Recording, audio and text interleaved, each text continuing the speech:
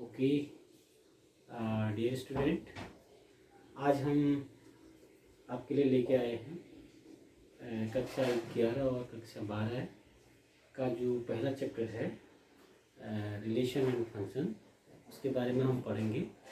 तो प्यारे बच्चों, रिलेशन और फंक्शन, संबंध और फलन चैप्टर को पढ़ने से पहले थोड़ा बहुत हमें जो जानकारी होनी चाहिए वो समुच्चय के संबंध में और रिलेशन और फंक्शन का जो कक्षा 11 का जो चैप्टर है उसके बारे में थोड़ी बहुत आपको जानकारी होनी चाहिए, तभी हम जो कक्षा 12 में संबंध और फलन वाला चैप्टर है उसको अच्छे से समझ सकते हैं।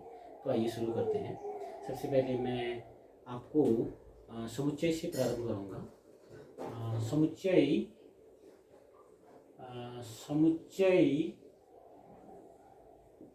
की जो डेफिनेशन है वो है वस्तुओं की सुपरिभाषित संग्रह को समुच्चय कहते हैं। A well defined collection of things is called set. Well defined का मतलब ये होता है कि जो भी हम कलेक्शन वस्तु का लेंगे उसमें एक प्रॉपर्टी आपकी सेम होगी। जैसे अगर हम समुच्चय में प्राकृतिक संख्याएं लेते हैं तो यानी कि सारी हमारी प्राकृतिक संख्याएं होंगी। इसी तरह से अगर हम भारत के राज्यों का समुच्चय लेते हैं तो उसमें भारत के राज्य आ जाएंगे, जैसे उत्तर प्रदेश, उत्तराखंड, हिमाचल प्रदेश, मध्य प्रदेश, ये सारे आपके कलेक्शन में आएंगे। इनकी प्रॉपर्टी आपकी सेम है। जैसे अगर राज्य लेंगे तो भारत का एक राज्य होगा, अगर उसमें हम एक अमेरिका का राज्य डाल देंगे या किसी अन्य कंट्री का राज्य डाल देंगे तो वो आपका समुच्चय नहीं होगा। तो समुच्चय की ये डेफिनेशन है।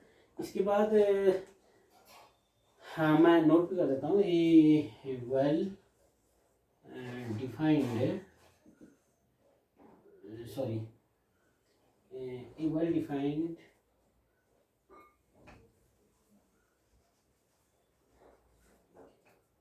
a well-defined collection of things is called set। यानी कि वस्तुओं का सुपरिभाषित संग्रह समुच्चय कहलाता है।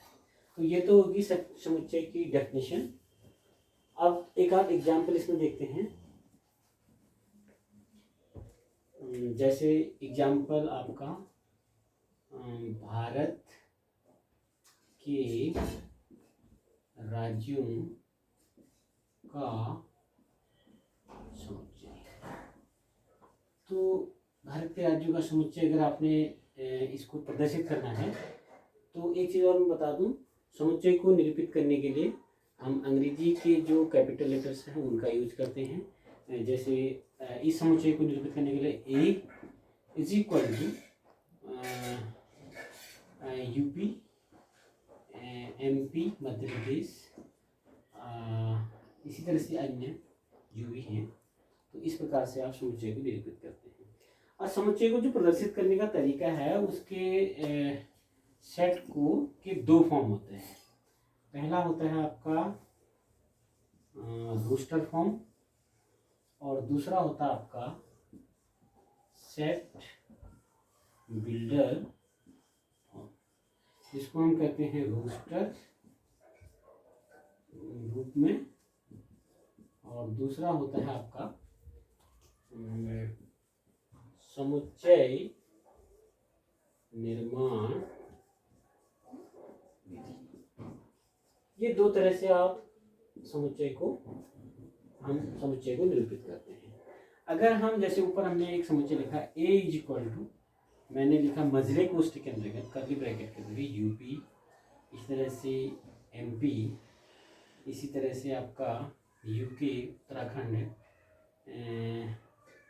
हिमाचल प्रदेश, इस तरह से अगर मजले कोष्ठ के अंतर्गत यानी कर्ली ब्रैकेट के अंतर्गत कॉमा लगा करके जो भी आपने कलेक्शन लिया है उनको निरूपित करते हैं, तो ये फॉर्म हमारा कहलाता है रोस्टर फॉर्म।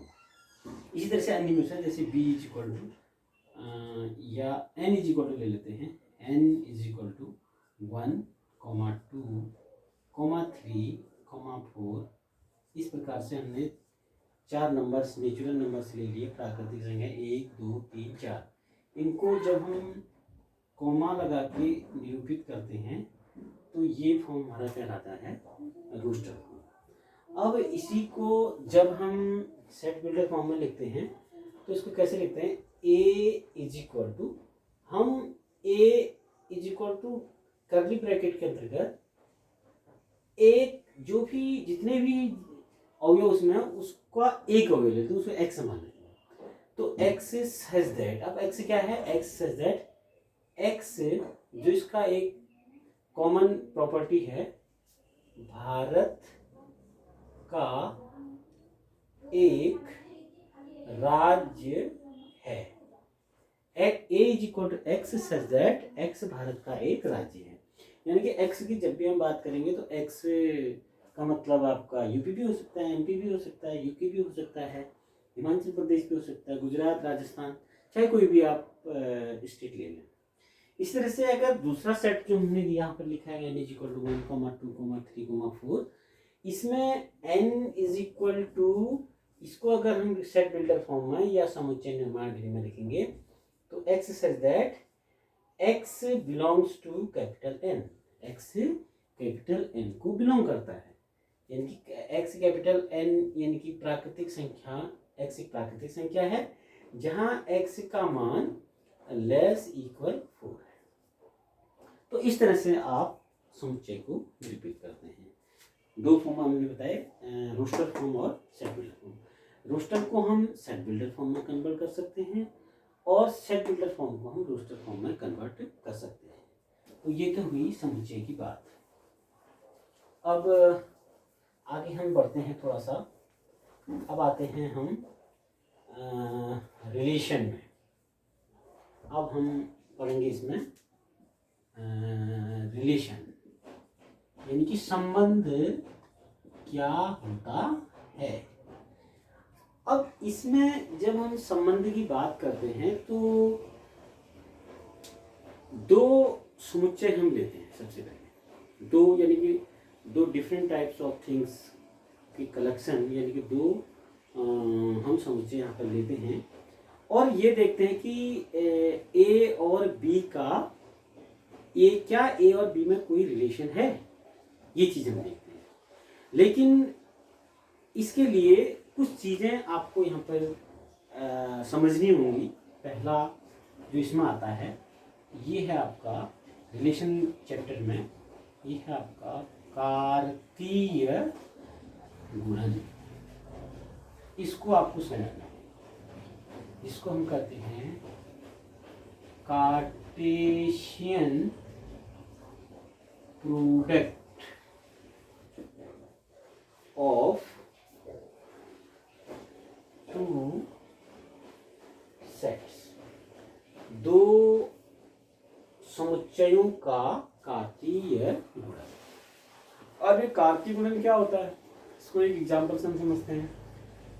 सपोज दैट यहाँ पर मैं 3 कोई नाम ले लेता हूँ एक सेट में, और दूसरे सेट में मैं उनके सरनेम ले लेता हूँ। तो ये देखता हूँ कि क्या क्या संभावना है इसमें बन सकती है। सपोज दैट हम एक समुच्चय ए हमने लिया, समुच्चय ए इज इक्वल टू, अब ये तो आप समझ गए कि रोस्टर फॉर्म में लिख रहे हैं। हमने लिया राम, मोहन और रवि, ये 3 व्यक्तियों का हमने एक समुच्चय लिया। सपोज दैट किसी विद्यालय के बच्चे, आप ये भी कह सकते हैं। और एक दूसरा सेट हमने बी लिया जिसमें हमने 2 सरनेम ले लिए जो इनके हैं। सपोज हमने एक ले लिया शर्मा और दूसरा ले लिया वर्मा। इस प्रकार से आपने 2 सेट लिए, ए राम, मोहन और रवि, और बी शर्मा और वर्मा। अब देखते हैं कि क्या क्या संभावनाएं इसमें बन सकती हैं। इसमें क्या संभावना बन सकती हैं, इसको हम मैपिंग के थ्रू समझेंगे। इसको आप मैपिंग के थ्रू समझेंगे। हमने एक मैपिंग, आप जानते हैं कि दो हमने गोले बनाए, या ये तो रिप्रेजेंट करने का एक तरीका है, आप स्क्वायर भी बना सकते हैं, कोई दिक्कत नहीं। हमने यहाँ पे लिखा है एक, ये जो सेट ए है इसको हमने लिखा, या ऊपर लिख देते हैं इसको, सेट ए। इसमें है आपका राम, दूसरा है आपका मोहन, तीसरा है आपका रवि। ये सेट आपका ए हो गया, साफ साफ लिख देता हूँ मैं। और दूसरा जो सेट है ये है आपका बी। इसमें हमने दो सरनेम ले रखे हैं, शर्मा, और दूसरा ले रखा हमने वर्मा। अब इसमें क्या क्या पॉसिबिलिटीज बन सकती हैं, तो इसमें बन सकती है राम शर्मा हो सकता है, राइट। इसी तरह से राम आपका वर्मा भी हो सकता है, मोहन आपका शर्मा हो सकता है, या मोहन आपका वर्मा हो सकता है, रवि आपका शर्मा हो सकता है, या रवि आपका वर्मा हो सकता है। तो जो पॉसिबिलिटीज हमारी बन रही, जो पेयर्स हमारे बन रहे हैं, पेयर्स का मतलब जो युग्म हमारे बनते हैं, इसमें पहला युग्म जो बनता है वो बनता है राम कोमा शर्मा। ये एक हो सकता है कि राम शर्मा हो, ये कंडीशन यहाँ पर हो सकती है, कोमा। दूसरा हमारा युग्म बन सकता है राम कोमा वर्मा, राम वर्मा भी हो सकता है। तीसरी कंडीशन जो बनती है वो बनती है मोहन कोमा शर्मा, मोहन शर्मा हो सकता है, या मोहन आपका हो सकता है वर्मा, मोहन वर्मा, राइट। इसी तरह से रवि शर्मा, रवि शर्मा, और अगली कंडीशन है हमारी रवि वर्मा। तो ये भी एक सेट की फॉर्म है। ये आपके जो हम पेयर ले रहे हैं, जो युग्म ले रहे हैं, इनको हम कहते हैं क्रमित युग्म। इनको, इनका नाम क्या है आपका, क्रमित युग्म, यानी कि आपका अंग्रेजी में कहते हैं इसको ऑर्डर्ड पेयर, ठीक है नहीं, ऑर्डर पेयर। तो ये हमारा क्रमित युग्म हो गए। एक युग्म ये हो गया, एक ये हो गया, 1 2 3 4 5 6, 6 इसमें हमारे पेयर्स आ गए। अब अगर हम इसको सेट के फॉर्म में लिखते हैं, तो इसी को सेट के फॉर्म में लिखने का तरीका रोस्टर फॉर्म में लिखेंगे, तो इसमें हम एक कर्ली ब्रैकेट लगा देंगे, और कोमा आपके पास पहले से ही है, तो इसको हम लिखते हैं ए क्रॉस बी, क्योंकि ये सेट ए है, ये सेट बी है। ए का बी से क्या रिलेशन हो सकता है, ये संभावनाएं हम यहाँ पे देख रहे थे। तो ए का बी से जो संबंध हो सकते हैं वो हमने लिखे, तो इसको कहते हैं ए क्रॉस बी। इसी ए क्रॉस बी को हम कहते हैं कार्तीय गुणन। ओके, तो इस तरह से हमारा दो समुच्चयों का ये आपका कार्तीय गुणन है। तो ये तो हुई कार्तीय गुणन की बात। और क्रमित युग्म, क्रमित युग्म यानी कि इसको हम ऐसा कर सकते हैं, total number of possible pairs, total number of possible pairs from A set A to B is called Cartesian product of two sets A and B। यानी कि इसका मतलब ये हुआ कि कुल संभव क्रमित युग्म, कुल संभव क्रमित युग्मों का समुच्चय, कुल क्रमित युग्मों का समुच्चय को हम कार्तीय गुणन कहते हैं। दो समुच्चयों के में जब हम संबंध निकालते हैं तो कुल संभव क्रमिक युग्मों का समुच्चय हमारा कहलाता है कार्तीय गुणन। तो ये बात आपकी समझ में आ गई होगी। अब एक चीज और इसमें हम पढ़ते हैं, एक चीज इसमें ये पढ़ते हैं, जो हमने ए सेट लिया था तो ए में अवयवों की संख्या, ए में अवयवों की संख्या को हम ऐसे डिनोट करते हैं, आपने पढ़ा है ये N A is equal to कितना था, 3 था। और बी में अवयवों की संख्या, इसमें N B is equal to आपका था 2, शर्मा और वर्मा, और इसमें हमने राम, मोहन और रवि लिया था। तो ए क्रॉस बी में अवयवों की संख्या आपने निकाली थी, N A cross B is equal to, उसमें थे आपके 3 गुणा 2 बराबर 6। तो उसमें टोटल 6 क्रमिक युग्म थे। यानी कि अगर आपको ए सेट में जनरलाइज करेंगे एम अवयव दिए हैं और बी सेट में आपको एन अवयव दिए हैं, तो अगर ए क्रॉस बी निकालेंगे तो ए क्रॉस बी में कुल कितने अवयव होंगे, ए में 3, बी में 2, तो कुल 3 गुणा 2 यानी कि 6 अवयव हो जाएंगे। तो इस तरह से आप इसमें अवयवों की संख्या निकालते हैं। ये तो हुई रिलेशन में आपके कार्तीय गुणन में कुल कितने अवयव होते हैं। अब आगे बात करते हैं बच्चों, इसमें जो अगला जो टॉपिक आता है, एक आध एग्जाम्पल और देख लेते हैं। सपोज दैट माना A is equal to A B C है, ये 3 आपके अवयव दिए हैं ए बी और सी, और बी इज इक्वल टू दिया है 1 2 3। तो हमको निकालना है फाइंड ए क्रॉस बी, ये निकालना है। तो तरीका सिंपल है, A cross B is equal to, ये एक समुच्चय होता है, ये हमने बता दिया आपको, और ये क्रमिक युग्मों का समुच्चय होता है फ्रॉम ए टू बी।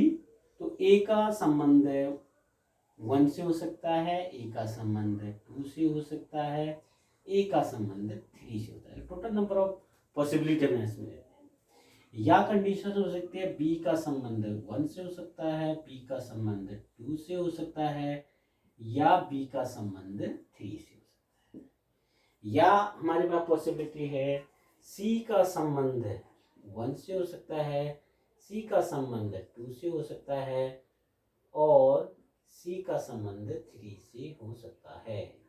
तो इसको अगर हम सेट रोस्टर सेट के फॉर्म में लिखते हैं रोस्टर रूप में, तो ये कहलाता है हमारा ए क्रॉस बी।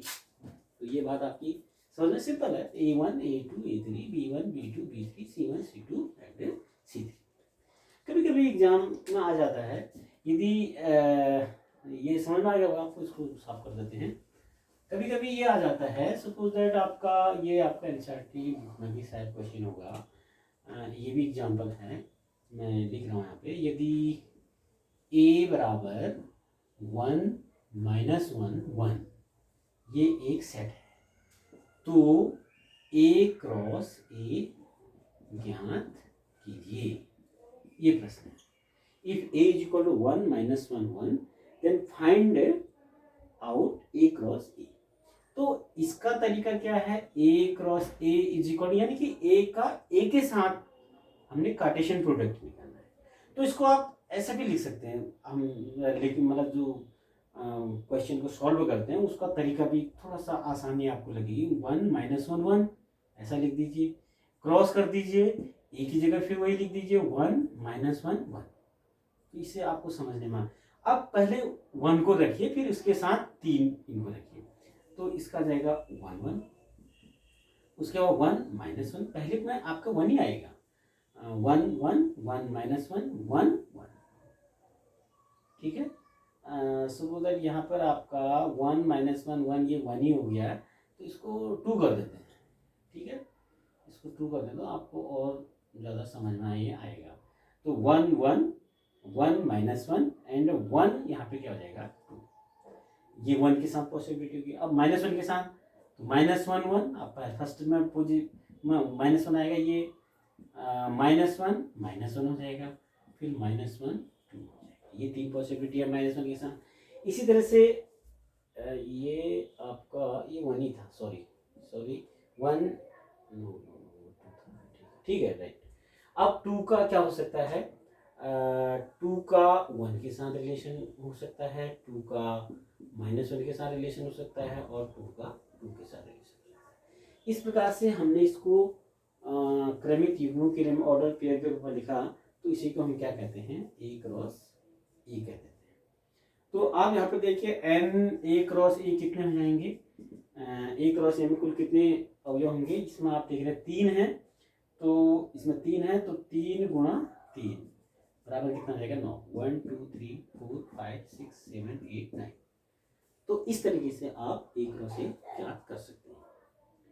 कभी कभी ये आ जाता है ए क्रॉस ए ज्ञात कीजिए। अगर फिर से आपने इसको ए से मल्टीप्लाई करना, यानी कि अगर ए क्रॉस ए अगर आपने निकालना है, तो इसको तो आप एज इट इज लिखेंगे और क्रॉस कर देंगे, यहाँ पे क्रॉस कर देंगे 1 माइनस 1 कॉमा 2।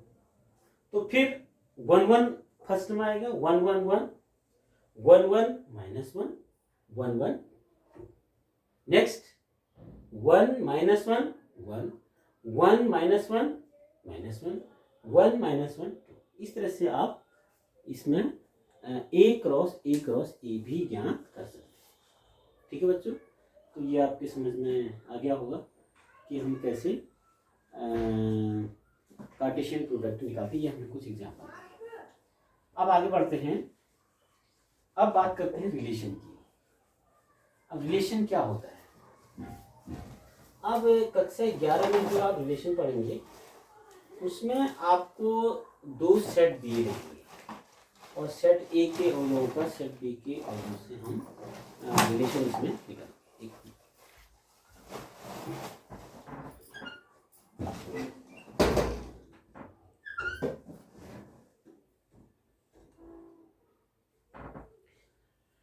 तो देखिए बच्चों, अब मैं रिलेशन को आपको समझाने का प्रयास करता हूँ। इसके लिए हम क्या करते हैं, जो हमने एग्जाम्पल पहले लिया वही एग्जाम्पल ले लेते हैं। सपोज दैट आपके पास समुच्चय ए आपको गिवन है। ए आप वही ले लीजिए, उसको समझने में आपको आसानी है। थोड़ा सा उसमें करेक्शन करेंगे। ए में आपने ले लिया सबसे पहले भारत के राज्य ले लिए, जैसे आपने लिया यूपी, राइट। यूपी के बाद हमने ले लिया, पूरा लिख देते हैं, उत्तर प्रदेश आपने ले लिया एक राज्य। दूसरा राज्य ले लिया आपने मध्य प्रदेश। तीसरा राज्य आपने ले लिया हिमाचल प्रदेश।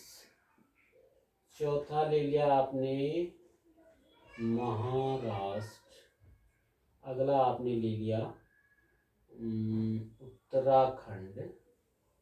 और एक थोड़ा सा डिफरेंट इसमें ले लेते हैं, चलो एक चीज को ले लेते हैं उत्तराखंड। ये आपका एक समुच्चय हो गया। ठीक है, एक दूसरा समुच्चय आपने लिया भारत के राज्यों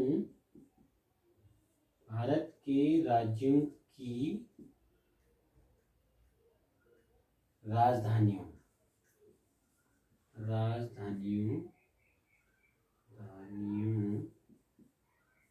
का,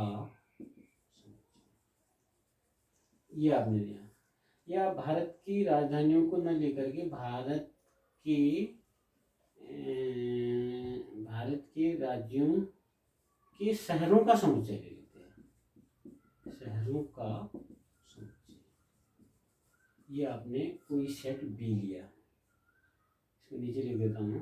बी इज इक्वल टू, आपने ले लिया, सबसे पहले आपने ले लिया लखनऊ, ठीक है, लखनऊ आपने लिया। इसके बाद आपने ले लिया बरेली, ठीक है, बरेली के बाद आपने ले लिया भोपाल, इसके बाद ले लिया आपने शिमला, शिमला के बाद ले लिया आपने मुंबई, मुंबई के बाद ले लिया आपने देहरादून, देहरादून के बाद आपने ले लिया है इलाहाबाद, इलाहाबाद, और ले लिया है आपने हरिद्वार, ठीक है। ये सारे आपके समुच्चय हैं। ये आपने एक समुच्चय ले लिया। समुच्चय ए में क्या लिया? भारत के राज्य उत्तर प्रदेश, मध्य प्रदेश, हिमाचल प्रदेश, महाराष्ट्र और उत्तराखंड। और दूसरा हमने जो समुच्चय लिया वो भारत के राज्यों के जो विभिन्न राज्य हैं उनके शहरों का समुच्चय हमने ले लिया। लखनऊ, बरेली, भोपाल, शिमला, मुंबई, देहरादून और इलाहाबाद और हरिद्वार। अब इसमें देखते हैं हम कि क्या कोई रिलेशन बनता है या नहीं बनता है। इसको भी पहले मैपिंग से हम समझते हैं, उसमें आपको समझने में बहुत आसानी होगी। तो ये हमने ले लिया समुच्चय ए। इसमें आपका है उत्तर प्रदेश पहला है, दूसरा है मध्य प्रदेश, तीसरा है हिमाचल प्रदेश, चौथा है महाराष्ट्र, अगला है आपका उत्तराखंड, ठीक है। दूसरा जो आपको सेट बी दिया है, इस सेट में आप देख रहे हैं पहला है लखनऊ, लखनऊ दिया है, दूसरा दिया है आपको बरेली, तीसरा दिया है भोपाल, अगला दिया है आपको शिमला, नेक्स्ट दिया है आपको मुंबई, मुंबई के बाद दिया है देहरादून, देहरादून राइटिंग मेरा ऐसी है, देहरादून, देहरादून के बाद दिया है आपको इलाहाबाद, इलाहाबाद के बाद दिया है हरिद्वार, ठीक है जी, हरिद्वार।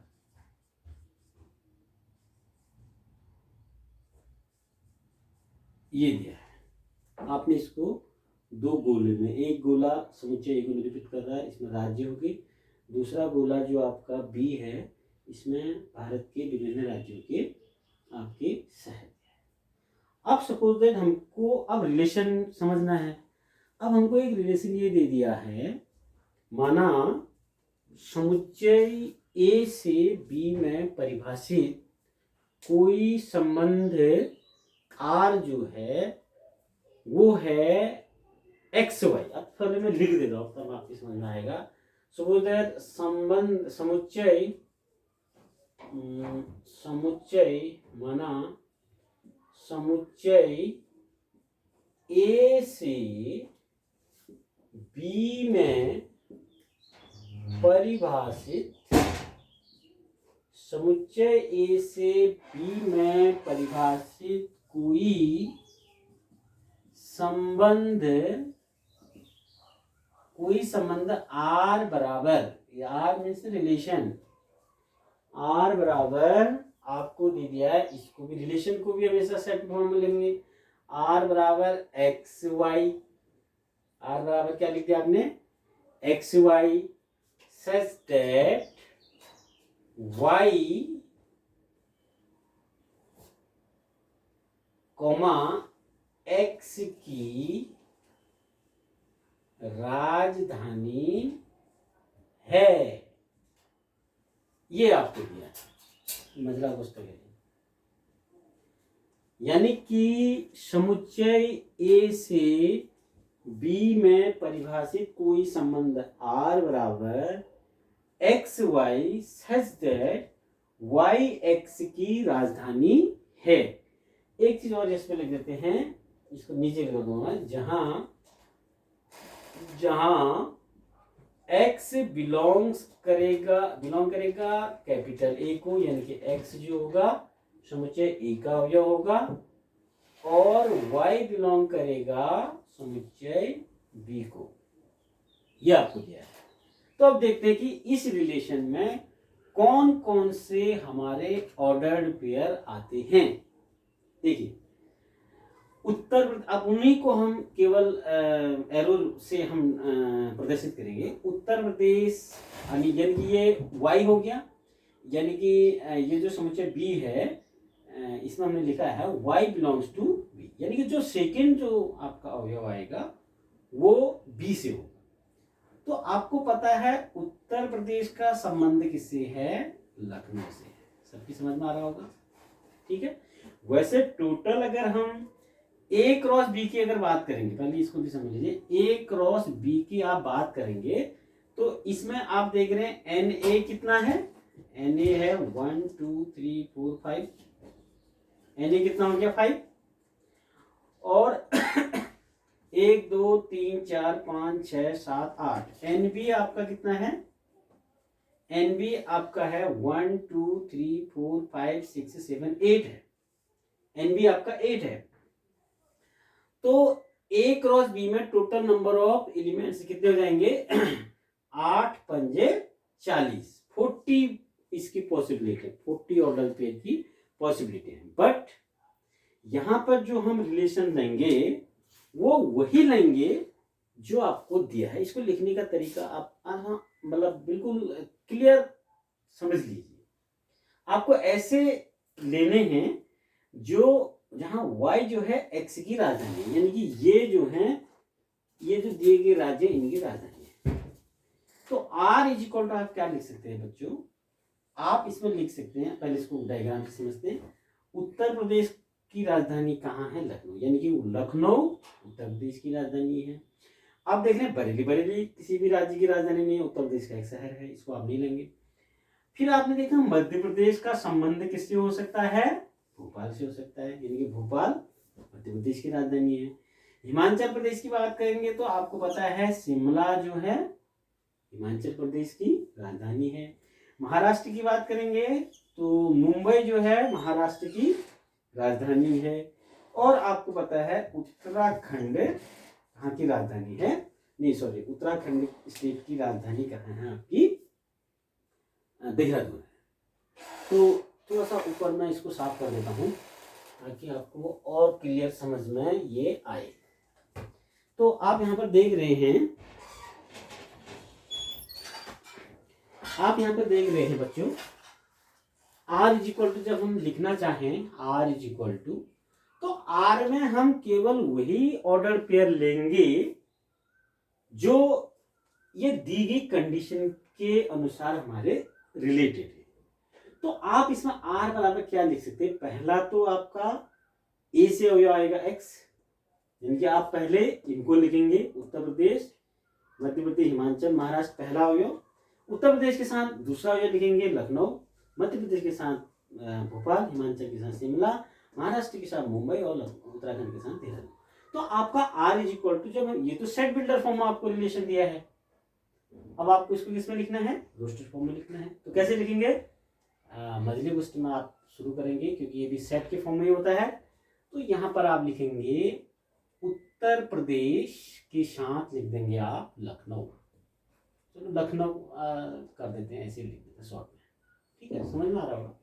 तो उत्तर प्रदेश का संबंध किससे? लखनऊ से, यानी कि y, ये y है, ध्यान रहे ये क्या है? y है, ये क्या है? x है। y जो है x की राजधानी, y x की राजधानी, राइट। दूसरा आपने लिखा यहाँ पे मध्य प्रदेश, मध्य प्रदेश की राजधानी कहाँ है? भोपाल, यानी कि आपको जो रिलेशन दिया है भोपाल मध्य प्रदेश की राजधानी है, ये भी आपका आ जाएगा, ठीक है। अगला नेक्स्ट जो आपका एलिमेंट इसमें आएगा वो आ जाएगा आपका हिमाचल प्रदेश, ये इसकी राजधानी है आपकी शिमला, ठीक है। तो शिमला हिमाचल प्रदेश की राजधानी है, ये भी इसको सेटिस्फाई कर रहा है। नेक्स्ट आपका आ जाएगा महाराष्ट्र, यहाँ की राजधानी आपकी कहाँ है, मुंबई है। तो आप लिखेंगे मुंबई जो है महाराष्ट्र की राजधानी है, तो ये एलिमेंट भी आपका आ जाएगा।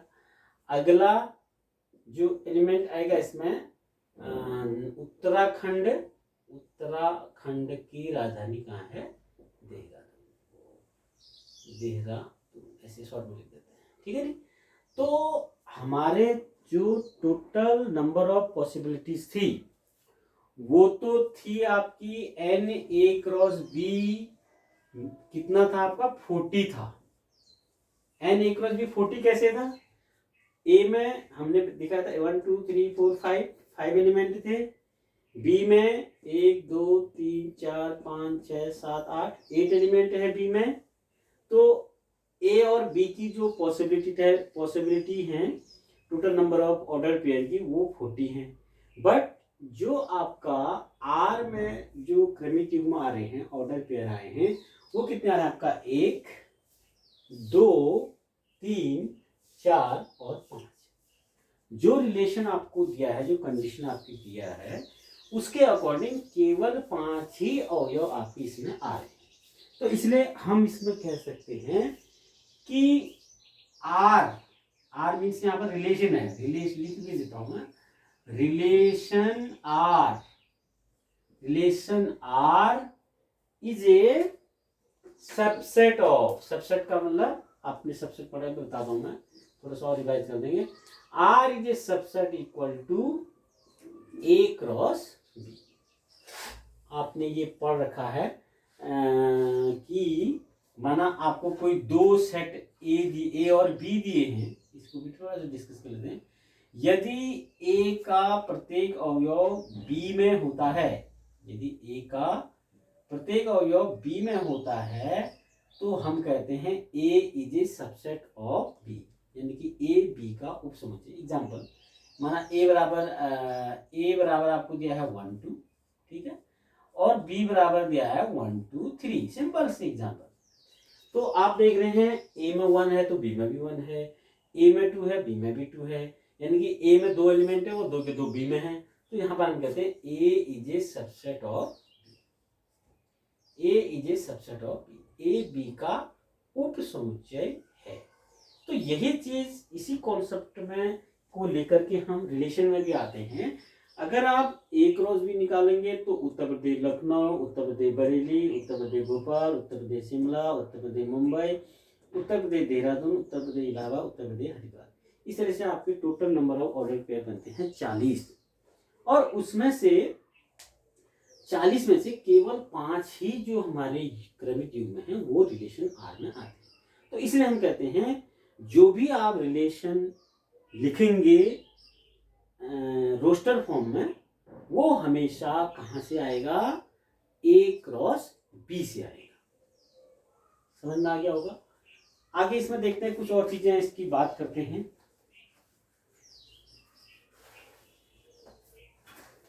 अब आपको जो दिया गया रिलेशन था वो आपने लिख दिया है।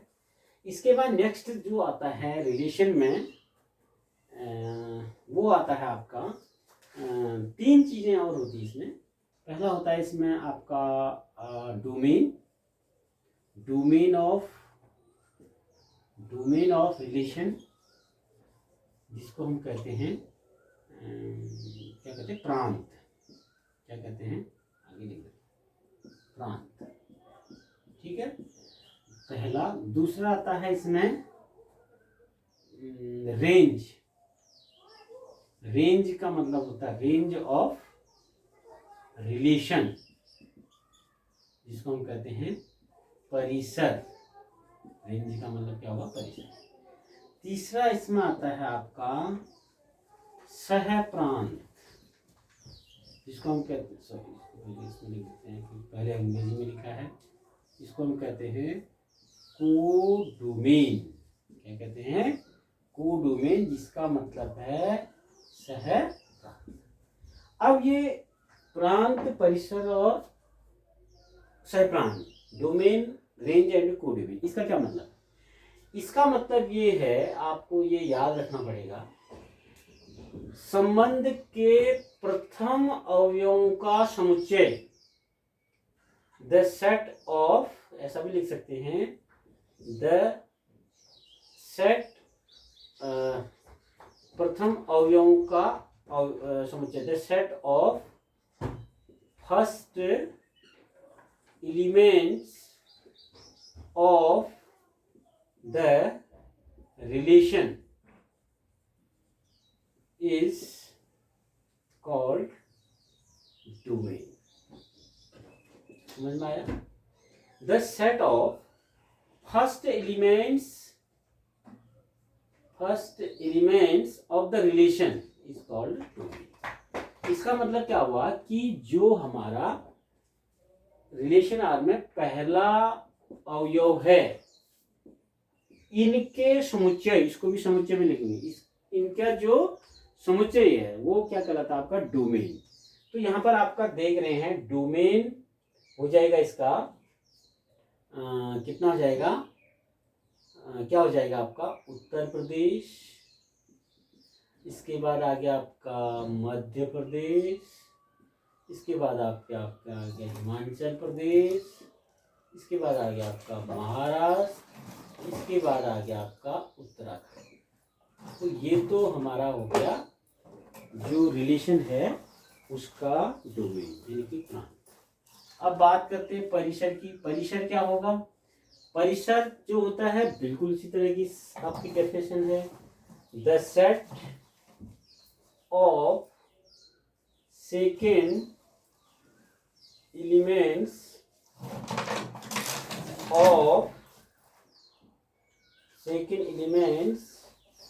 of the relation is called range of the relation। तो इसमें आप देख रहे हैं रिलेशन क्या क्या हो जाएंगे आपके, सॉरी रिलेशन में जो रेंज है वो क्या क्या हो जाएंगी। जो सेकेंड एलिमेंट है, पहला आपका आ जाएगा लखनऊ, दूसरा आ जाएगा आपका भोपाल, तीसरा आ जाएगा आपका शिमला, अगला आ जाएगा आपका मुंबई, अगला आ जाएगा आपका देहरादून। तो ये आपका हो जाएगा range. The set of second elements of the relation is called the range of the relation. Next आता है कोडोमेन। जो आपका सेकेंड सेट जो बी था, जो सेकेंड सेट बी था, इसको हम कहते हैं कोडोमेन। तो इस तरह से रिलेशन एंड फंक्शन में रिलेशन का डोमेन और कोडोमेन को डिफाइन करते हैं। तो डियर स्टूडेंट, ये तो थी रिलेशन की बात, और इससे रिलेटेड आप क्वेश्चन आपकी जो एक्सरसाइज है एनसीईआरटी की उसमें आप देख सकते हैं। उसके एग्जाम्पल आज आप कीजिए तो आपको आसानी से समझ में आ जाएगी। अगर इतनी चीज़ें आपकी समझ में आती हैं तो आपका नेक्स्ट कक्षा 12 का जो रिलेशन फंक्शन है उसको आप समझ सकते हैं। तो इसको हम अपने अगले लेक्चर में आपको बताएंगे, रिलेशन एंड फंक्शन कक्षा 12। Thank you.